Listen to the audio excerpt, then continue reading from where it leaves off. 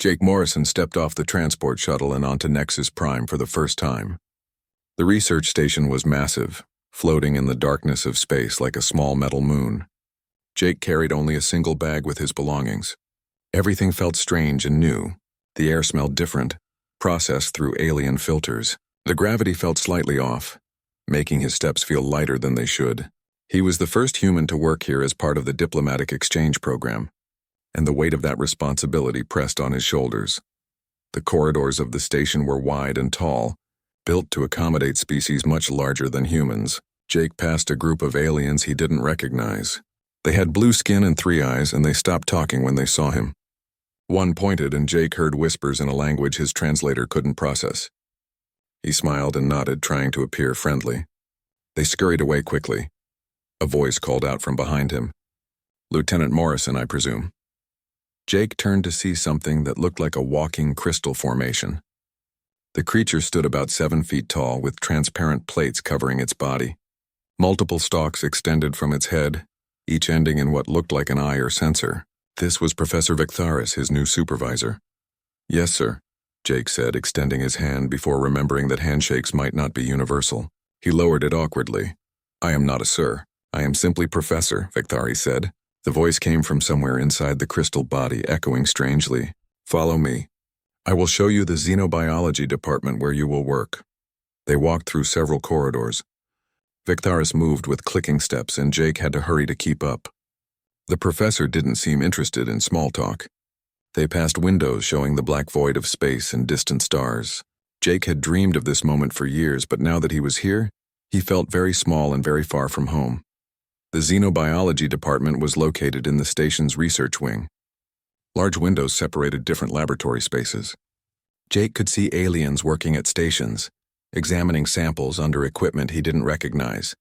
Some of the specimens floating in containment tubes looked beautiful. Others looked terrifying. "This is your workstation," Victharis said, gesturing to a desk covered in alien technology. "You will catalog samples, assist with data analysis, and perform basic laboratory maintenance. Your human perspective may provide unique insights, though I have doubts about your species' scientific rigor." Jake bit back a response. He was here to build bridges, not burn them. "I'll do my best, Professor." "See that you do," Victharis replied. Then the professor paused, the eye stalks all turning to look down a side corridor. "There is one more thing you must know. Follow me." They walked to the end of the laboratory wing. A heavy door marked with warning symbols in multiple languages blocked their path. Victharis pressed several buttons on a panel, and the door slid open with a hiss. Beyond it was a reinforced containment area with transparent walls strong enough to withstand explosions. Inside, the containment area was a creature that made Jake's breath catch in his throat. The thing was enormous, easily 8 feet tall at the shoulder. Its body was covered in scales that looked like black glass, reflecting the light with an oily shimmer. 4 legs supported a muscular body that radiated raw power. The head was massive, with a mouth full of teeth that looked designed for tearing through metal. Multiple eyes, arranged in a pattern Jake couldn't quite follow, tracked their movement. Markings along the creature's body glowed with a dull red light, pulsing slowly like a heartbeat. "This is Skarn," Victharis said with something that might have been pride. "A Vrexian Terror-Hound from the death world of Vrexia Prime, one of the galaxy's apex predators. I keep him here for research purposes, studying death world biology and predator behavior patterns." A low growling sound filled the air. It was so deep that Jake felt it in his chest rather than heard it with his ears. The sound never stopped, just a constant rumble of barely contained aggression. Skarn's eyes fixed on them, and Jake felt like prey being sized up by something that could kill him without effort. "He is magnificent, is he not?" Victharis continued. "Terror-Hounds are legendary across the galaxy. They can tear through armored vehicles. Their bite force exceeds that of any known predator. They are intelligent enough to hunt in packs and solve complex problems, yet they remain fundamentally wild and dangerous." "How long have you had him?" Jake asked, unable to look away from the creature. 3 cycles. He was confiscated from illegal wildlife traders and transferred here. Before that, I do not know his history. He has killed 3 handlers in the past. Even now, with all these precautions, he remains extremely dangerous. Jake watched Skarn pace along the far wall of the containment area. The movement was fluid and graceful despite the creature's size. The growling never stopped, Does he always make that sound? Always. It is a constant threat display. Terror-Hounds are territorial and aggressive by nature. I maintain strict protocols. Never approach his enclosure without authorization. Never make direct eye contact for extended periods. Never show fear, as they can sense weakness and will exploit it. Most importantly, never attempt physical contact. The containment field is the only thing keeping us safe. Vectaris turned away from the window. Feeding is handled by automated systems. I have programmed specific times and quantities. The waste disposal is also automated. There is no need for anyone to enter the containment area. Security drones monitor him at all times. Do you ever go in there? Jake asked. The professor's eye stalks twitched in what might have been irritation. That would be illogical and dangerous. I observe and collect data from outside. That is sufficient for scientific purposes. They returned to the main laboratory. Vectaris showed Jake how to operate the basic equipment and introduced him to a few other staff members. There was Lyra, a being covered in colorful feathers with a sharp, intelligent gaze. She worked in engineering, maintaining the station's systems. Then there was Gormash, a massive four-armed creature who worked in security. He was polite but clearly assessed Jake as a potential threat or weakness. Jake tried to focus on his work, but his mind kept returning to Skarn. That constant growling echoed through the laboratory wing, a reminder that something deadly lurked just down the corridor. The other staff members seemed used to it, but Jake found it distracting. By the end of his first day, Jake was exhausted. The time difference from Earth left him jet-lagged, even though he'd traveled through space rather than time zones. His assigned quarters were small but functional, with a window showing the stars. He lay on the bed, which was designed for a different body shape and slightly uncomfortable, and stared at the ceiling. He thought about home. His family's ranch in Montana seemed impossibly far away now. He thought about the animals they'd raised, the rescue dogs his mother had trained, the horses his father had worked with. They'd taught him patience and observation, how to read body language and respect the nature of each individual animal. Then he thought about Skarn, that massive predator locked in a reinforced cage, growling endlessly at nothing and everything. Jake had seen aggressive dogs before, animals that barked and snapped at anyone who came near. But he'd also learned that aggression usually came from somewhere, fear or pain or confusion. He wondered what Skarn's story was, where that constant growling really came from. Over the next several days, Jake settled into a routine. He cataloged samples, ran analyses, and learned the basics of xenobiology research. The work was interesting, even if Vectaris treated him like a student rather than a fellow researcher.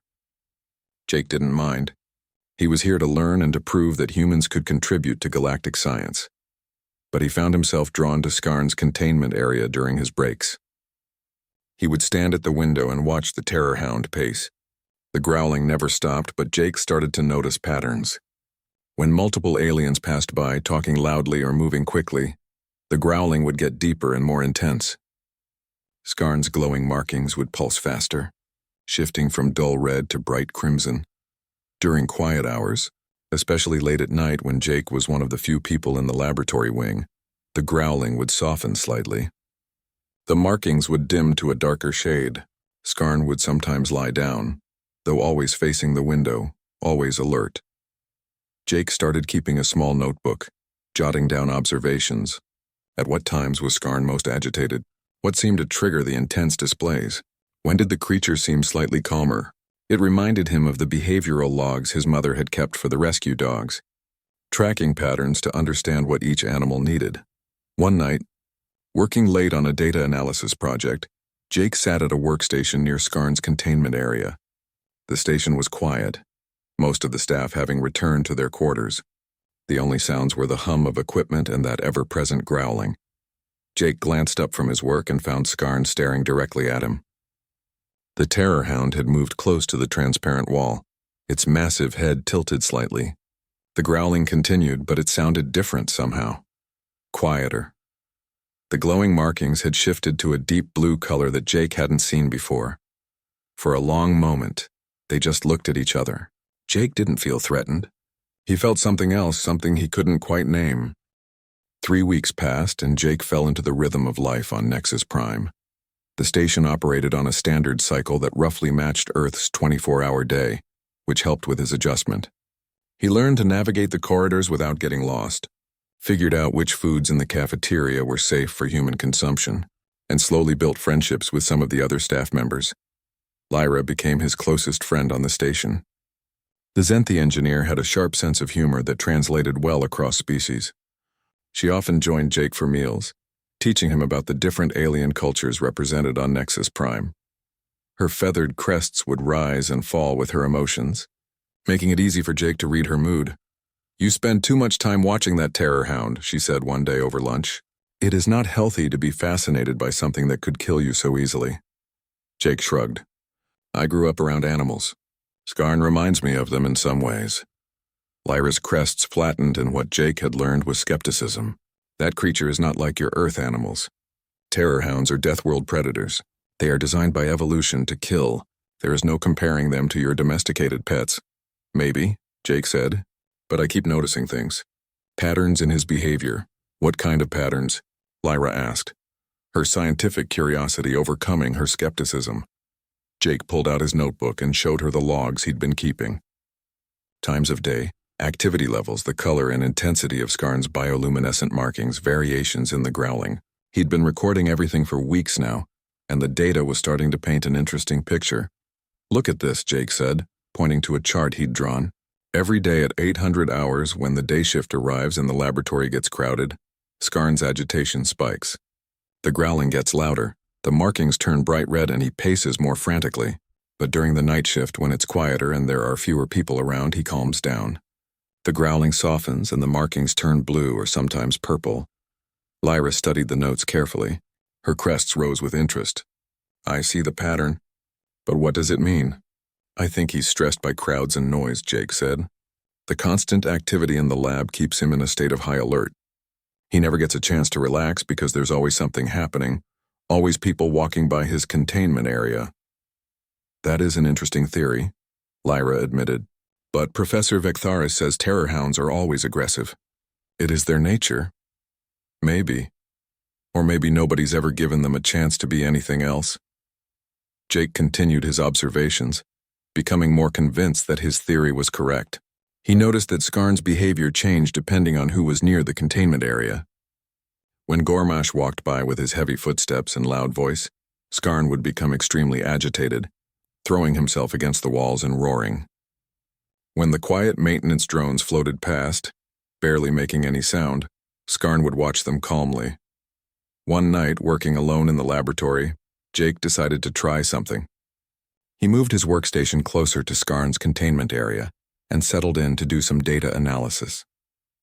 He worked quietly, not looking directly at the Terror-Hound, just existing in the same space. For the first hour, Skarn paced and growled as usual. The markings pulsed red and orange, but gradually, very slowly, something changed.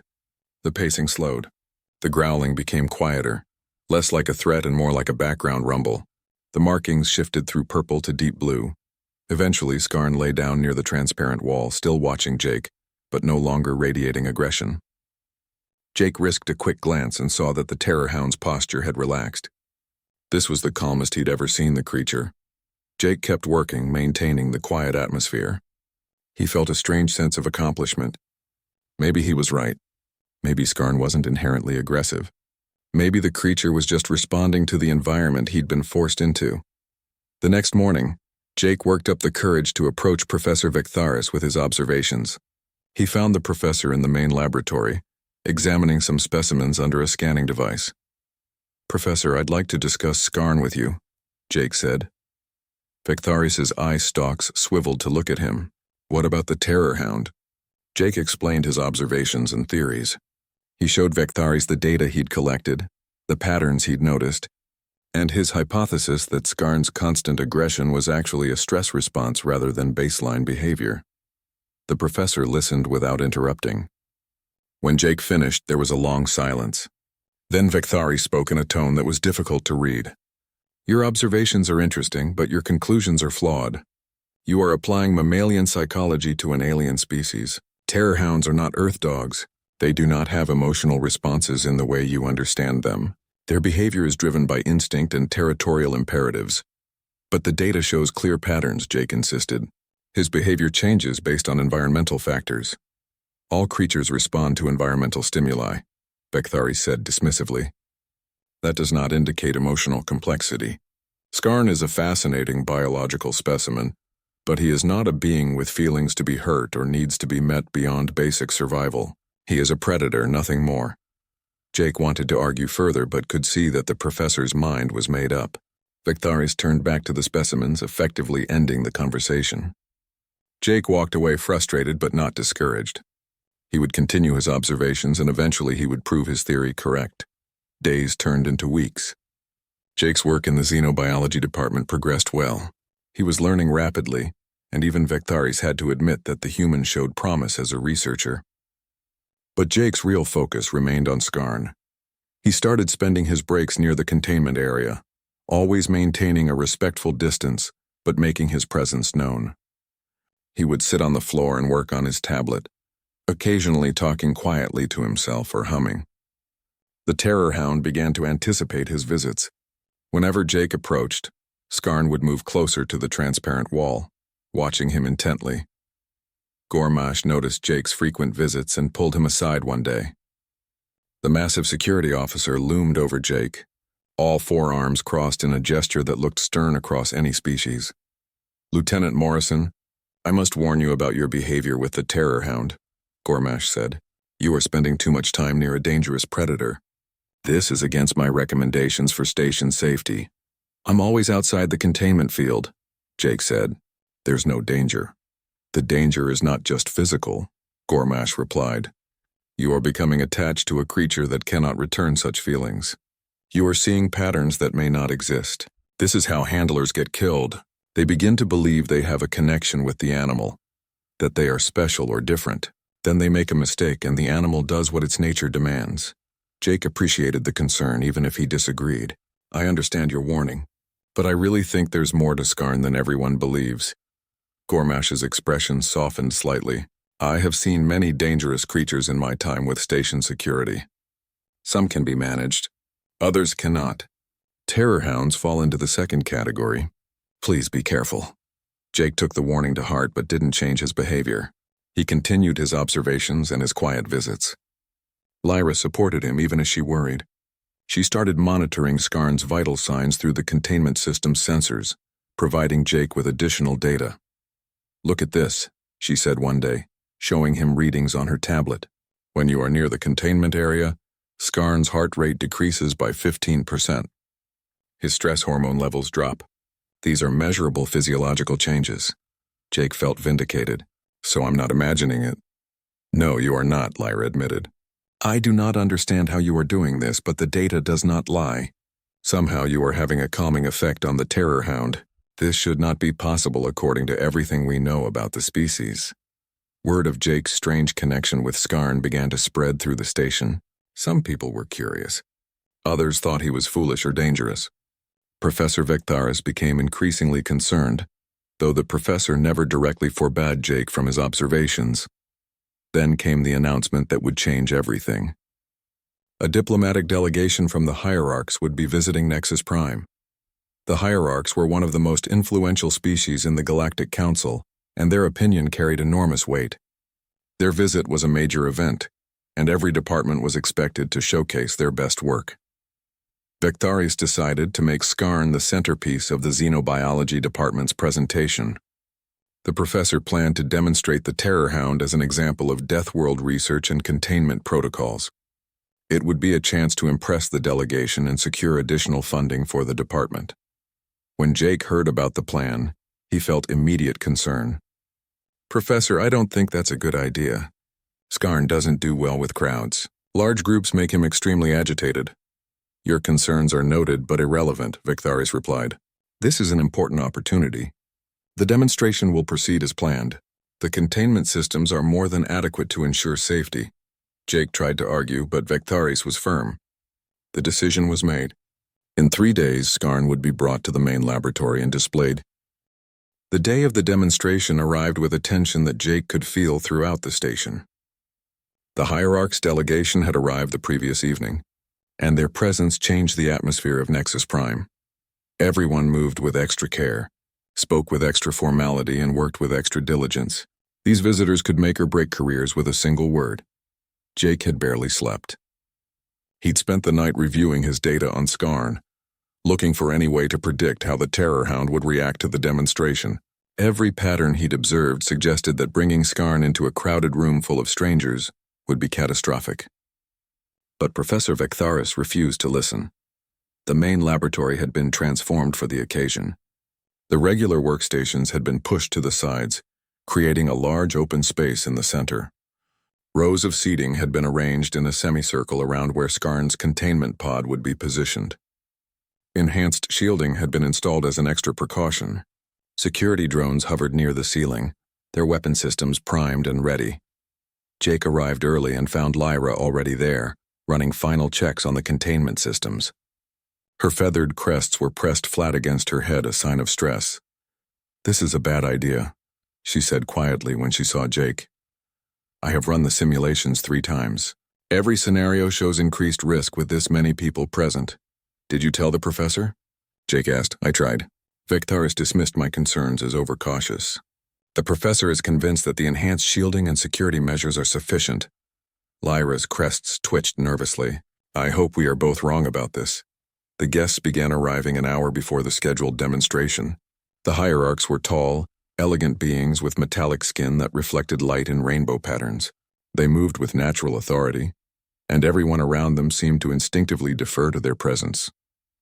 They were accompanied by various advisors and other members of the Galactic Council. Jake watched from the back of the room as the crowd grew. There were at least 40 aliens present now, representing a dozen different species. Some were tall, some were small. Some made loud chittering sounds when they communicated. Others spoke in low rumbles. The combined noise of their conversations filled the laboratory with a chaotic din. Professor Vectharis stood near the front, the crystalline body reflecting the bright lights that had been set up for the demonstration. The professor's eye stalks moved constantly, tracking the movements of the important visitors. This was clearly a big moment for Vectharis, a chance to show off research that had consumed years of work. Gormash approached Jake, all 4 arms carrying various security tools. "I need you to stay near the exits," the security officer said. "If anything goes wrong, you help evacuate the guests." "Understood?" "Understood," Jake replied. "But Gormash, I really think we should cancel this. Skarn is going to panic. That is why we have protocols," Gormash said firmly. "The containment pod is designed to withstand anything the Terror-Hound can do. Even if he becomes agitated, there is no real danger." Jake wanted to argue, but knew it was pointless. Everyone had made up their minds. They saw Skarn as a dangerous but ultimately controllable specimen. Only Jake seemed to understand that the Terror-Hound was more than that, more complex and more sensitive than anyone gave him credit for. The lights dimmed slightly, a signal that the demonstration was about to begin. The crowd quieted, turning their attention to Professor Vectharis. Jake felt his stomach twist with anxiety. "Honored guests," Vectharis began, the voice echoing through the laboratory. "Today I present to you one of the galaxy's most remarkable predators. Captured from the death world of Rexia Prime, this Terror-Hound represents the pinnacle of evolutionary combat efficiency. What you are about to witness is a creature that has survived in one of the harshest environments known to science." A large containment pod was wheeled into the center of the room by automated systems. It was made of transparent aluminum reinforced with energy shielding. Inside, visible through the clear walls, was Skarn. The Terror-Hound was already agitated. Jake could see it immediately in the way the creature moved, the rapid pacing and the bright red glow of the bioluminescent markings. Skarn's head swung back and forth, tracking the movements of all the aliens surrounding the pod. The growling was loud enough to make the floor vibrate. Several of the guests shifted uncomfortably. One of the hierarchs leaned toward an advisor and whispered something. Vectharis continued the presentation, seemingly unaware of or ignoring Skarn's obvious distress. "Terror-Hounds possess extraordinary physical capabilities," the professor explained. "Their bite force exceeds 10,000 pounds per square inch. They can run at speeds of up to 60 miles per hour. Their scales are nearly impervious to conventional weapons. They are in every sense perfect killing machines." Skarn threw himself against the containment wall with a thunderous crash. The sound echoed through the laboratory. Some of the guests jumped in their seats. The security drones adjusted their positions, targeting systems locking onto the Terror-Hound. As you can see, the specimen displays typical aggressive behavior, Vectharis continued, though Jake noticed a slight tremor in the professor's voice. This is normal for the species. The containment systems are more than adequate to ensure everyone's safety. But Skarn was becoming more agitated by the second. The Terror-Hound roared, a sound so loud and primal that it made Jake's ears ring. The bioluminescent markings were now pulsing rapidly, flashing from red to white to red again. Skarn's eyes were wild, rolling in their sockets as the creature tried to track every threat at once. Jake recognized what he was seeing. This wasn't aggression. This was pure panic. Skarn was terrified, surrounded by dozens of strange creatures in an unfamiliar environment with no way to escape. The Terror-Hound was backed into a corner of the containment pod, still growling and roaring. But the body language screamed fear rather than fury. "Professor, we need to stop this," Jake called out, but his voice was lost in the noise. Vectharis attempted to use a remote control device to administer a mild sedative through the containment pod systems, but when the automated injector extended toward Skarn, the Terror-Hound's panic reached a new level. The creature smashed into the walls repeatedly, each impact shaking the pod. Warning lights began flashing on the containment system's control panel. Lyra rushed to a console, her fingers flying over the controls. "The containment field is holding, but the stress levels are approaching critical limits," she announced. "We should return the specimen to his regular enclosure immediately." Vectharis hesitated, clearly torn between safety and the desire to complete the demonstration. That moment of hesitation was costly. Skarn hit the containment wall with such force that a hairline crack appeared in the transparent aluminum. It was barely visible, just a thin line, but alarms immediately began blaring throughout the laboratory. The security drones moved into attack formation, their weapons charging up. "Initiating emergency protocols," Gormash announced, his voice carrying authority over the chaos. "All guests must evacuate immediately. Security will handle the situation." But the emergency protocols included flooding the containment pod with neural disruptors, weapons designed to incapacitate dangerous creatures through intense pain. Jake knew from his research that such measures could be lethal to highly stressed animals. The Terror-Hound's heart was already racing. Adding that kind of shock could kill him. The guests began scrambling for the exits. Some moved quickly and efficiently, others panicked and pushed. The laboratory descended into chaos. Through it all, Skarn continued to throw himself against the walls, the roaring never stopping, the markings blazing like emergency lights. Jake knew he had only seconds to act. He could see Gormash's hands moving toward the emergency control panel. Once those neural disruptors activated, Skarn would either be killed or traumatized beyond recovery. Everything Jake had observed, all the progress he'd made in understanding the Terror-Hound, would be destroyed. He didn't think. He just moved. Jake pushed through the crowd of evacuating aliens, ignoring the startled cries and grasping hands that tried to stop him. He ran toward the containment pod, his heart pounding in his chest. Behind him, he heard Vectharis shouting his name, Lyra screaming for him to stop, Gormash ordering him to stand down. But Jake didn't stop. He reached the containment pod and stood directly in front of it, facing the panicked Terror-Hound through the cracked, transparent aluminum. Every instinct screamed at him to run, to get away from the massive predator that could tear him apart in seconds. Instead, Jake slowly lowered himself to the floor. He sat cross-legged, making himself small and non-threatening. He forced his breathing to slow, his muscles to relax. He had to project calm, had to show Skarn that not everything here was a threat. "It's okay," Jake said quietly, his voice barely audible over the alarms and the roaring. "It's okay, boy. Nobody's going to hurt you." Skarn's massive head swung toward him, focusing on this one small creature that wasn't running away, wasn't making loud noises, wasn't trying to hurt him. The Terror-Hound's eyes, all of them, locked onto Jake. The laboratory fell silent. Everyone who remained had frozen, watching. The laboratory remained frozen in silence. Jake could hear his own heartbeat pounding in his ears.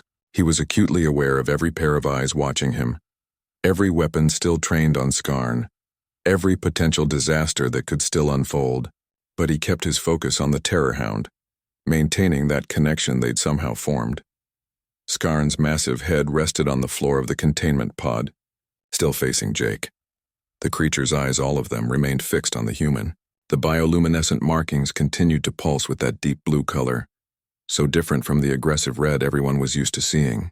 The Terror-Hound's breathing had slowed to a normal rhythm, no longer the rapid panting of panic. Jake could sense the confusion and wonder from the beings behind him. He heard whispered conversations in languages his translator couldn't fully process, but he didn't turn around.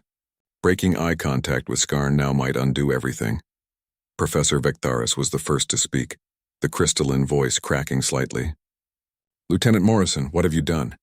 "I calmed him down," Jake said simply, still keeping his voice quiet and steady.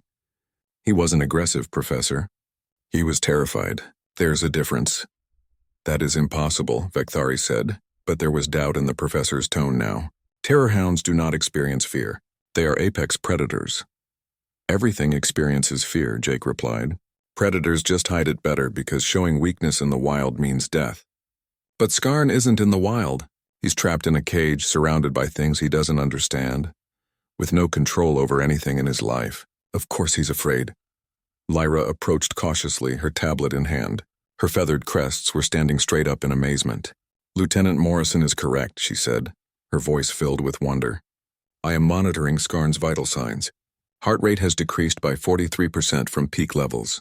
Stress hormones are dropping rapidly. Neural activity patterns indicate a state of calm focus rather than fight-or-flight response. This is unprecedented." One of the hierarchs stepped forward, the metallic skin catching the light. The being's voice was melodious and commanding. "Human, how did you accomplish this? Our finest xenobiologists have studied death-world predators for centuries. None have achieved anything like what we just witnessed." Jake carefully turned his head to address the hierarch while keeping Skarn in his peripheral vision. "I grew up working with animals on Earth. We have many intelligent species that form emotional bonds and respond to gentle treatment. I applied the same principles here. Patience, observation, respect for the creature's nature and needs." "You speak of treating a Terror-Hound with gentleness," another hierarch said, skepticism clear in the tone. "These creatures have killed thousands across the galaxy. They are weapons of nature." "They're living beings," Jake said firmly. "Intelligent, emotional, complex living beings. Yes, they're dangerous, but that doesn't mean they don't have needs beyond just food and water. Skarn has been isolated, stressed, and constantly on high alert since he was captured. Nobody ever tried to help him feel safe." Gormash moved closer, his security training clearly warring with what he'd just witnessed. "Lieutenant Morrison, your actions were reckless and violated multiple safety protocols. You could have been killed." "I know," Jake admitted, "but I was more certain that Skarn would be killed if I didn't do something. The neural disruptors would have caused tremendous pain to a creature that was already panicking. I couldn't let that happen." Vectaris's eye stalks drooped in a gesture Jake had learned meant distress or uncertainty. "I do not understand. My research indicated that Terror-Hounds respond only to dominance and force. Gentleness should not work."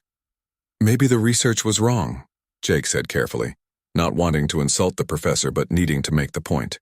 "Or maybe the Terror-Hounds in those studies were already so traumatized that they couldn't respond to anything else. Skarn has been growing calmer around me for weeks. I've been documenting it. He responds to quiet voices, slow movements, and non-threatening presence." Jake made a decision. It was risky, possibly insane, but he knew it was the only way to truly prove his point. He looked at Vectaris directly. "Professor, I need you to open an access port on the containment pod. Just a small one, big enough for me to reach my hand through." The laboratory erupted in protests. Vectaris's eye stalks waved frantically. Gormash's forearms spread wide in a blocking gesture. Several of the remaining guests gasped or made sounds of alarm in their native languages.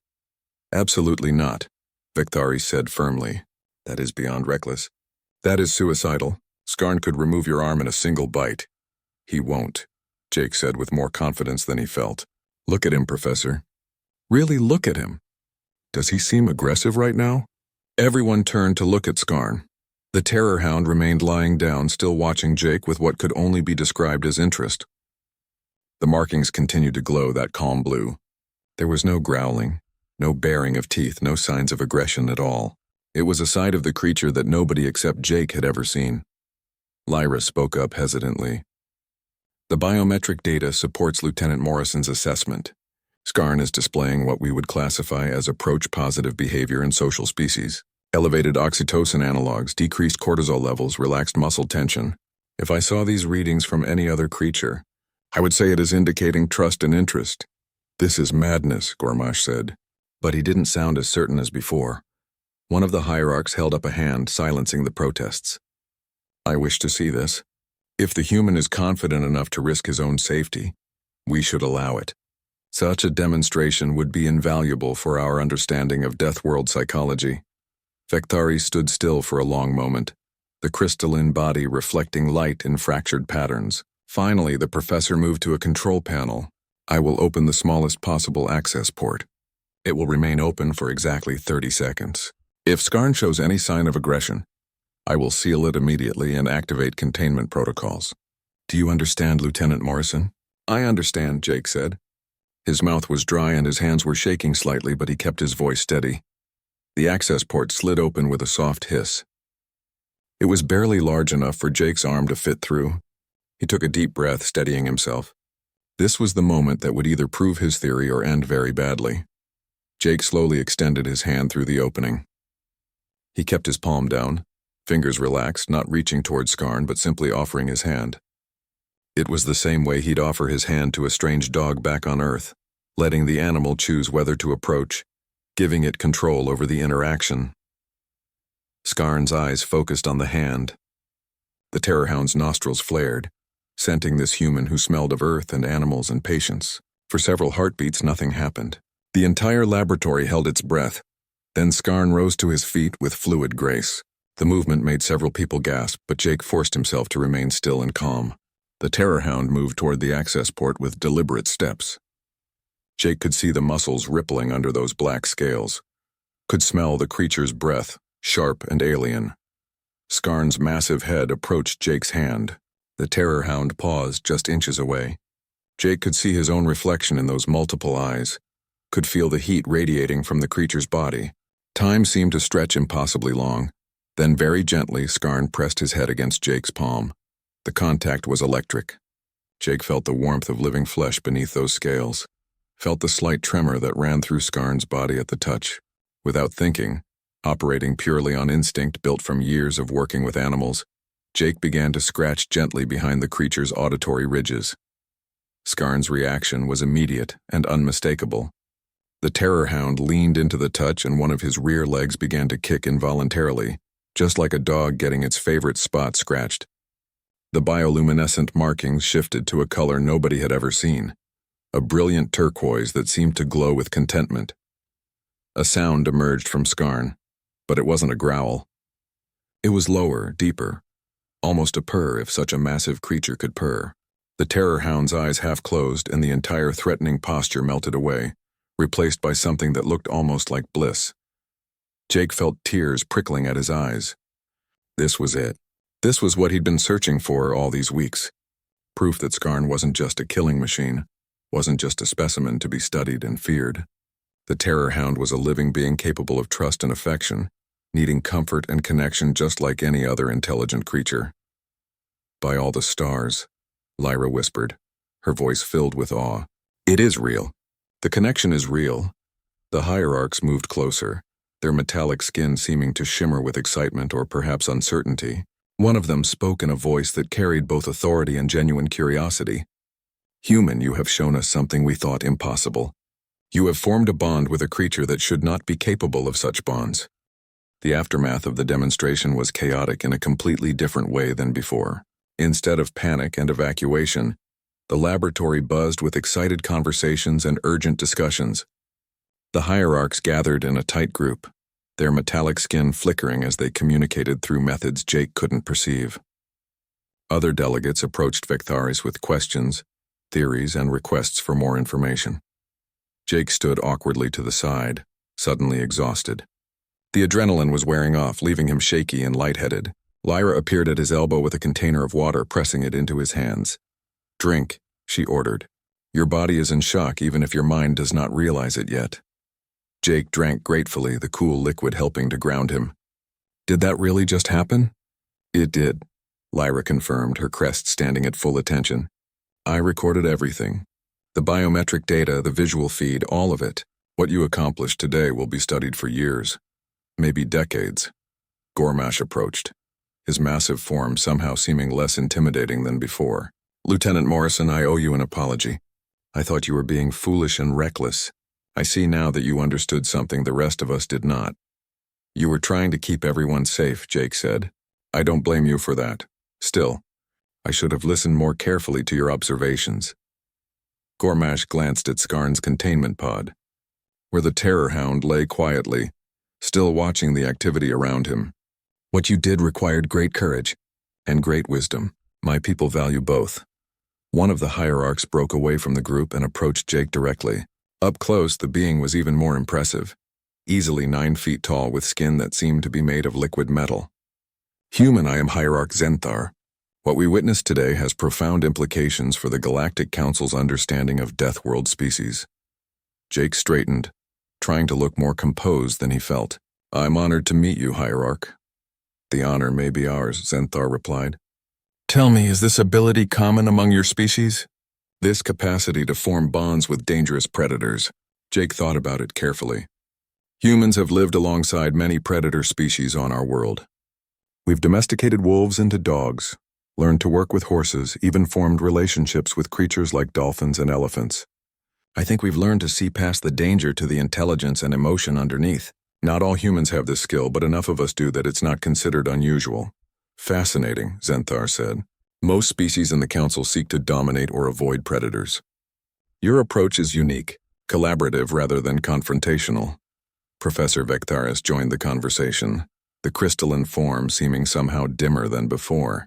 Hierarch, I must apologize for the disruption to the demonstration. The situation did not proceed as planned. On the contrary, Professor, Zenthar said, what occurred was far more valuable than any standard demonstration could have been.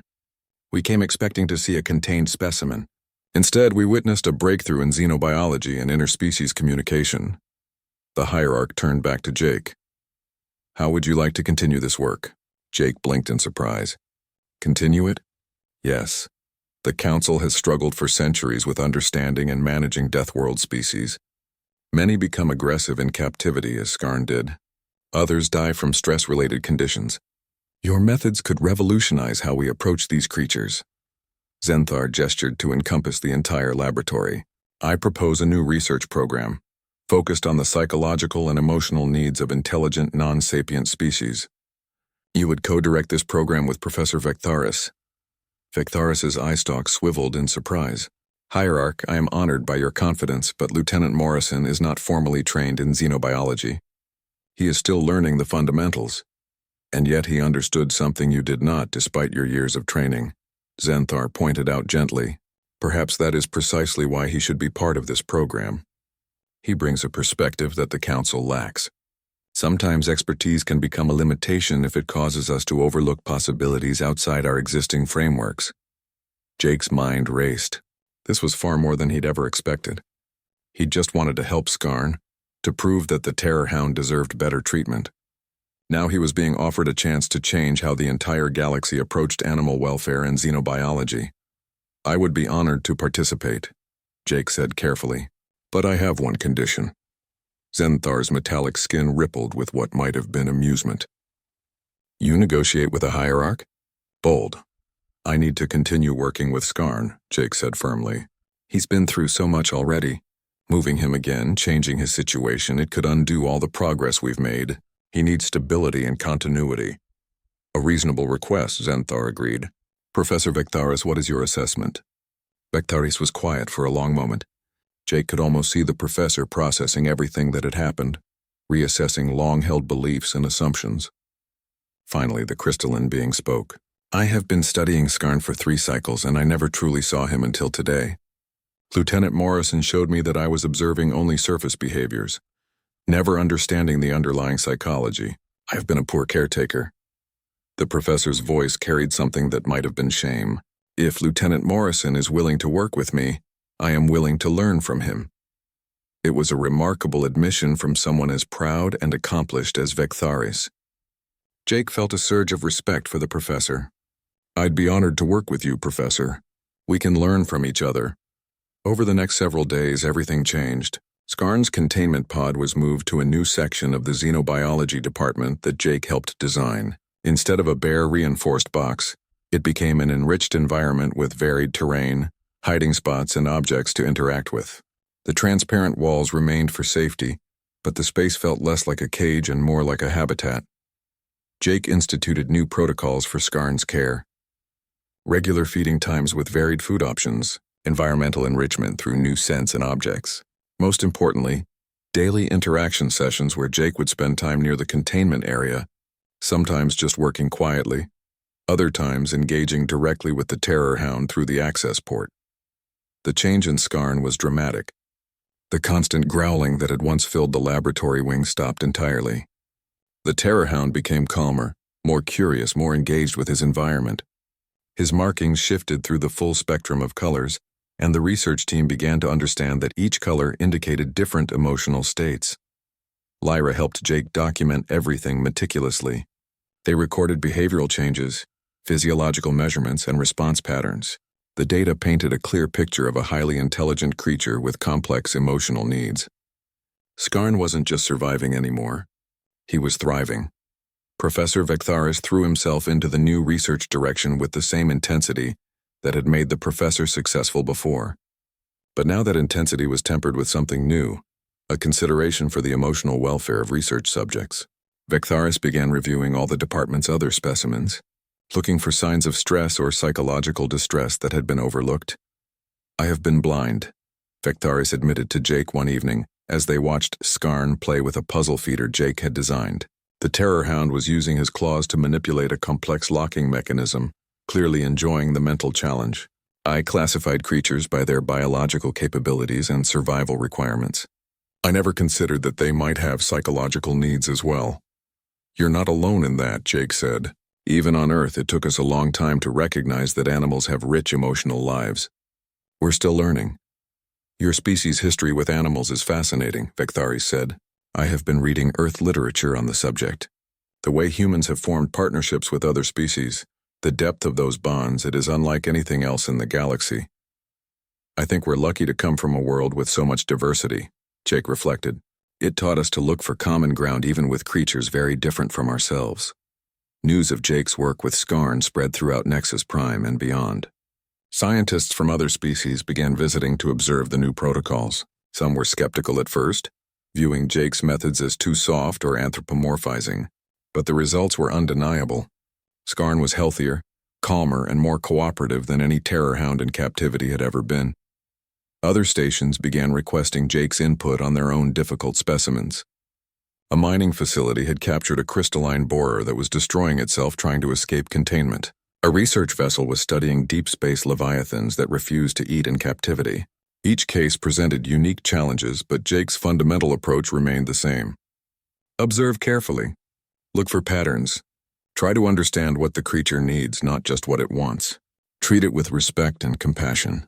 The new research program officially launched 3 months after the demonstration. It was called the Interspecies Understanding Initiative, and it had support from the Galactic Council at the highest levels. Jake was named co-director alongside Vectharis, though he still had much to learn about xenobiology. That was okay. He was learning every day and teaching others in turn.